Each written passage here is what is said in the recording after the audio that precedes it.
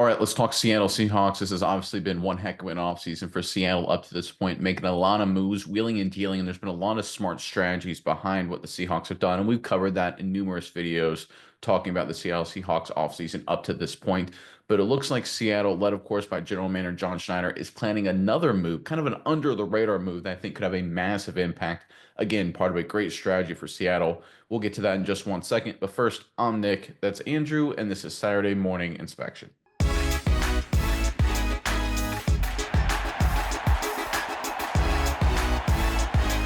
All right, the Seattle Seahawks made a lot of deals this offseason, of course, shipping quarterback Geno Smith, shipping wide receiver DK Metcalf, adding a number of players as well, a lot of veterans from defensive end, DeMarcus Lawrence, and of course, quarterback Sam Darnold and wide receiver Cooper Kupp. It's a completely different kind of team, but Seattle isn't done. And this under the radar move they're planning next could be one of their, I don't want to say it's not going to be the biggest headline grabber, but it's part of a really smart strategy. Let's pull this report up courtesy of Seattle Sports. Seahawks offensive coordinator Clint Kubiak stated in February that he intends to use a fullback in his offense. It's something he also did during his previous two OC stints with the New Orleans Saints in 2024 and the Minnesota Vikings in 2021. John Schneider, of course, thinks the NFL's limits on practice time can make it challenging for defenses to prepare for two-back formations. That's very interesting.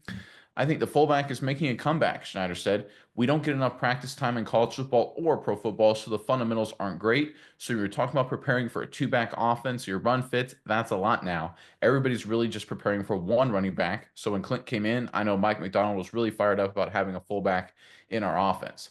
All right, so that's very interesting, right? And when you talk about having a fullback in your offense, you're talking normally about using what's called 21 personnel. You'll hear that jargon used sometimes.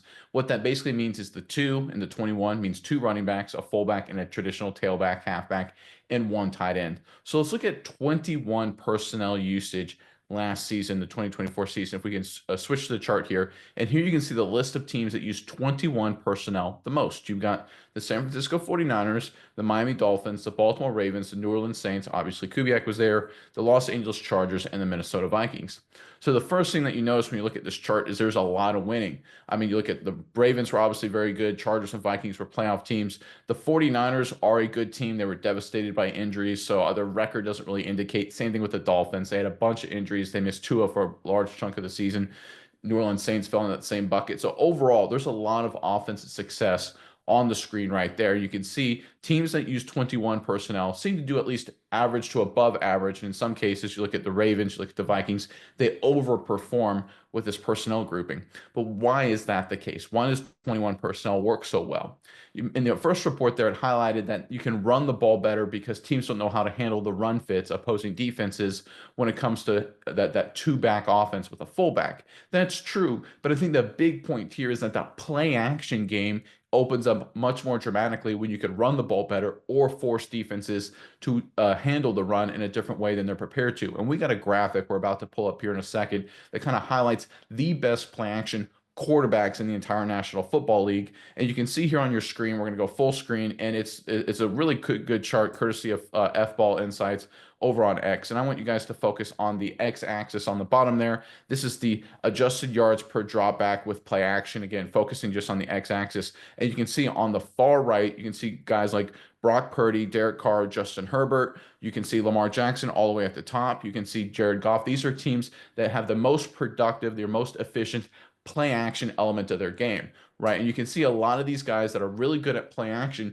correlated with a lot of 21 personnel. Again, Jackson with the Ravens, Brock Purdy with the 49ers, Derek Carr with the Saints. You can see Tua is more than above average with the Dolphins, even though he missed a lot of time. Justin Herbert, right? You can see Sam Darnold's well above average. Sam Darnold actually had a better play action grade than Jalen Hurts with that great running game in Philadelphia. So what does this mean? We can see, okay, 21 personnel, one fullback, one running back, two running backs overall means you could play action more efficiently as a team. That's great. But what does that end up with? And we're going to go to our final chart here in just a couple seconds to really highlight the big final conclusion here, just to kind of take this all the way to the end of the line. And you can see on this final chart here, in terms of winning correlation between play action success, right? This is one of these weird things where I don't know if it's correlation is causation. You can debate that all you want. But one thing is undeniable. If you are in the top 25% of play action efficiency, you win a lot more than if you're in the bottom 25% of play action efficiency. And I think that is a very, very important statistic. A lot of factors that go into it, right? But I think one thing we're seeing from the Seattle Seahawks, and just to highlight this chart here, you can see the average wins, median wins, and maximum wins. We're looking at averaging 9 wins, maximum wins all the way up to 15 if you're in the top quartile of play action quarterbacks. If you're in the bottom quartile, your best case is 5 wins, right? So it's very clear if you're good at play action, you win a lot of games. If you're bad at play action, it is really, really hard to win a lot of games. And here, the Seattle Seahawks, with the fullback they're bringing in, Kubiak's offense, there's one goal, one final endpoint, and that's to become really, really good at a play action offense, which, looking at the numbers here, means you're going to win a lot of football games. All right, Miles, I know that's a lot of data, a lot of charts, big Microsoft Excel channel, and good job, Football Insights on X with their great research like they always do. And I'm curious what your thoughts are on all of this. But first, Seahawks fans, your turn in the comment section below. What do you think of the overall offensive strategy that Kubiak's going to bring to the Seattle offense, right? Do you think they're going to, do you think playing action is going to be a big part of it? Do you think they're going to run the ball more? And more importantly, what do you want to see them do with Sam Darnold in the strategy? Is it just power football, old school, spread it out? You want to see sort of quarterback run involved more? Give us your thoughts on the Seattle offense and what you want to see more of specifically in the comment section below. But Miles, over to you now. What are your thoughts on just all this data, all this information out of Seattle?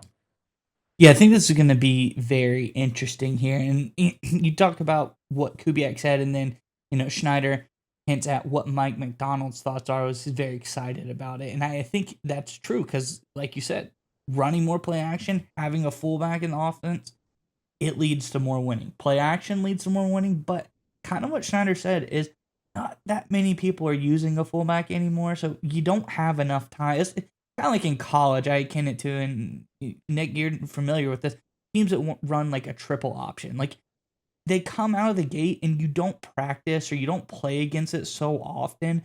And so when they come out, it's kind of like confusing. You got to get used to it. Teams can get tripped up by triple option teams in college football, even the best teams.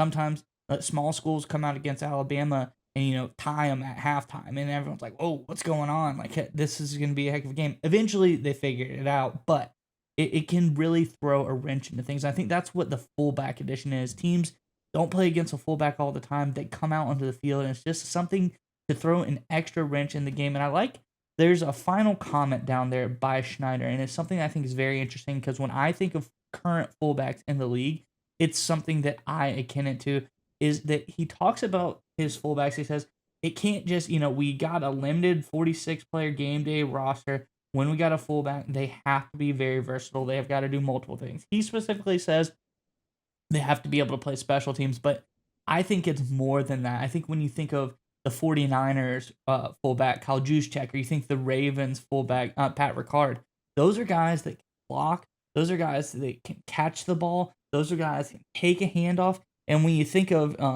Patrick Ricard, this is a guy who at times he played defense. He was on the defensive line for multiple parts of the games. When you get a fullback, I think the key is when they're searching for fullbacks, is a multifaceted player who adds just a lot to a lot of different areas of the game. So I think having a fullback, it's more than just okay. Now you have a guy out there that maybe takes a handoff, maybe is blowing up the hole right before the running back hits it. You have a guy that, oh, are they gonna throw him the ball? Is he gonna catch it? That's another aspect on the field we gotta think about now. Is this guy gonna be just a blocker, or are they gonna hand it off to him? There's a lot of different aspects you have with a fullback on the field of the modern day fullbacks, especially the two I mentioned too. Kyle Juszczyk, fantastic catching the ball out of the backfield, definitely a weapon of a player. So I think now what we're seeing out of Seattle is all things that are going to make them win more. More play action, going to win more. Mess up the numbers, put the fullback out there, let people be kind of confused on what to do at it, give them something they're not used to, win more. Then have a guy on the field that is a matchup nightmare. He's too big for, like a corner, someone to tackle him. Might be a little bit more agile than a defensive lineman or a linebacker. And then he can catch the ball. He can run the ball. It really makes a whole lot of sense. And I think this is going to be a great move for the Seahawks going forward. Yeah, it's also important to understand what a lot of offensive strategies have become. Because if you look at, for example, the now very famous and widely copied, Los Angeles Rams Sean McVay strategy of that kind of inside zone, outside zone concept, which basically this is really dumbing it down. It's more complicated than this. But the entire offensive line runs horizontally, let's say to the left, and it's either a run that way and the running back's looking for a cutback, or it's a play action and then the quarterback's going the exact opposite direction horizontally, right? It forces the defense to defend a lot of gaps horizontally in the run game, which can be very effective. So what have defenses done? They've gotten a little bit smaller. They've gotten a little bit more, okay, we're not going to be as downhill. We're going to run laterally side to side, a lot more hold our ground and our gaps and have really good gap discipline.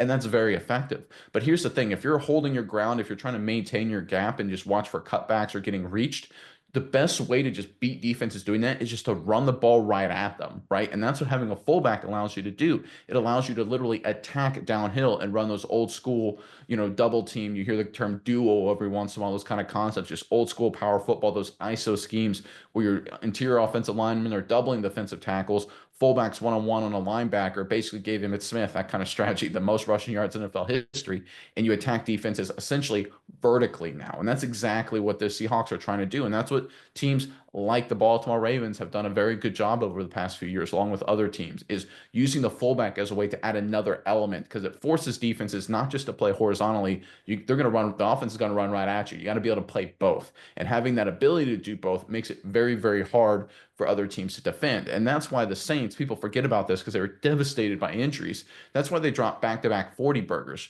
because basically they could do the zone scheme, they could do the downhill scheme, and then they would beat you over the top with big plays from Olave and Rashid Shaheed, and no one had any answers until they started getting injuries on the offensive line. And then it didn't matter what they were doing because they're so beat up. And then the receivers got hurt and quarterback hurt, and the wheels just fell off.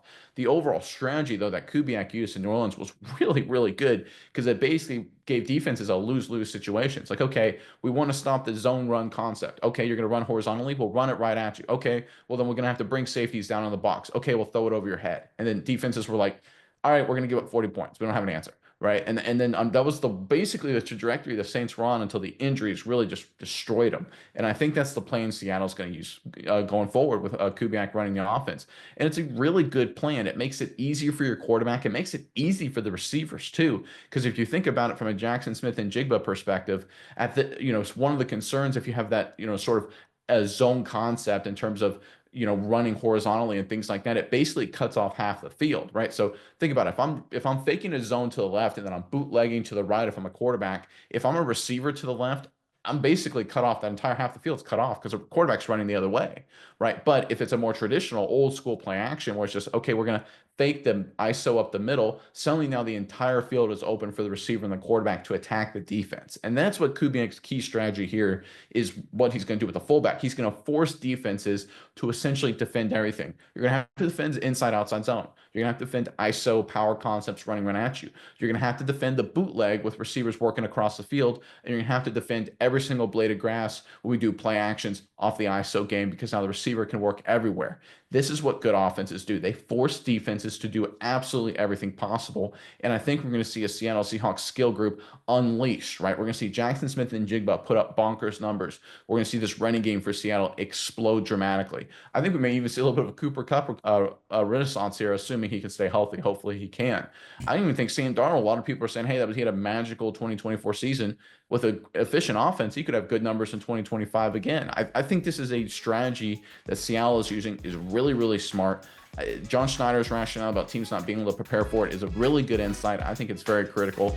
Good teams follow the strategy. Good offenses follow it. I think this is the right approach by Seattle, and I'm excited to see how it ends up.